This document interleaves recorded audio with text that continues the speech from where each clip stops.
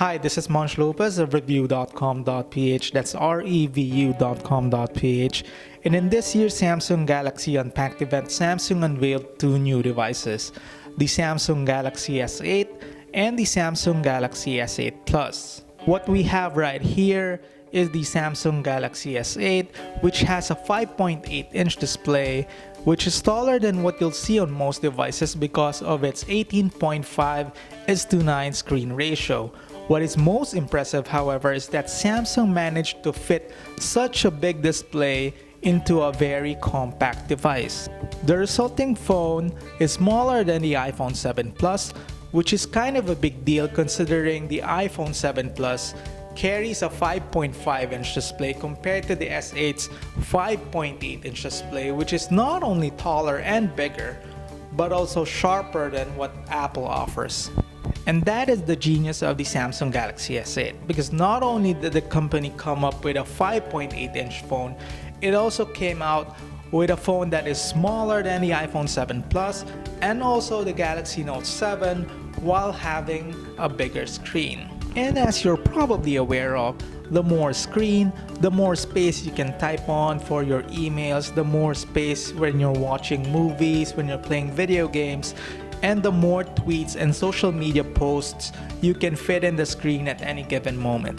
Moving on to the design of the phone, the Galaxy S8 is actually a narrower and shorter version of the Note 7. It has the same dual glass design with both sides of the glass curving towards the edges. And because the back is made of glass, it also picks up fingerprints rather easily, just like the front of the phone. Speaking of the front, the screen is of the AMOLED variety, so you get punchy colors, very deep blacks, and excellent contrast and saturation levels, all of which are great when you're watching a movie or in this case watching a YouTube music video. The physical keys on the front have been removed, replaced with on-screen buttons which cut down the bezels on the top and bottom of the device. Up front you have an 8-megapixel camera and an iris scanner which Samsung debuted on the Galaxy Note 7. The iris scanner works great, it's fast, accurate, and reliable, and we actually found ourselves using it more than the fingerprint reader on the back. But if you're not a fan of either, you can always use your face because the Samsung Galaxy S8 has a face scanning feature to unlock the device. Now about the back-facing camera. On paper, it may seem like Samsung hasn't moved the needle much in the camera department. The sensor around the back is still at 12 megapixels like the S7's, which might surprise some given that most other OEMs seem to agree that two rear-facing cameras are actually better than one.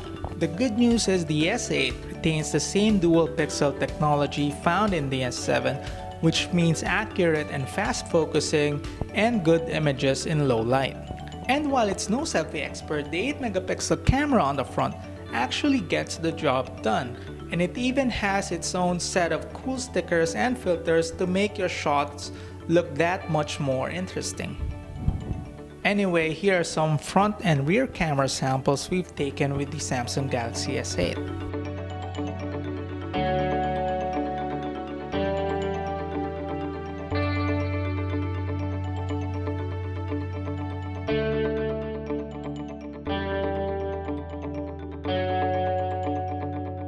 Depending on where you get the phone from, this phone sports Qualcomm's new Snapdragon 835 processor or Samsung's own 8895 chipset.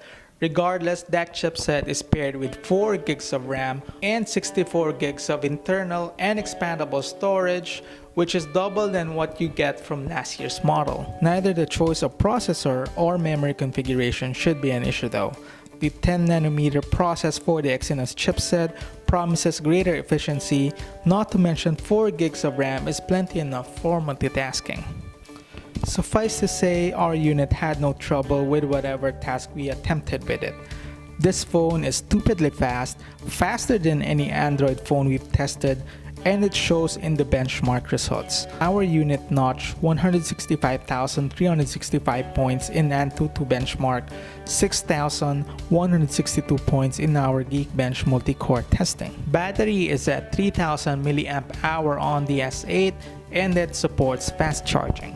Overall, it's tough to find fault with the S8. Where other manufacturers are messing around with the formula by introducing cosmetic changes that will have little to no effect on user experience, Samsung's newfound design sensibilities actually make a huge difference.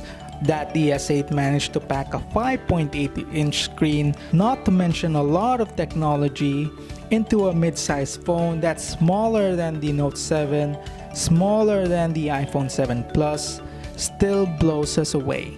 That said, if you're in the market for a new, big but not too big Android phone, your search should begin with the Samsung Galaxy S8. Once again, this is Monch Lopez of review.com.ph. That's revu.com.ph.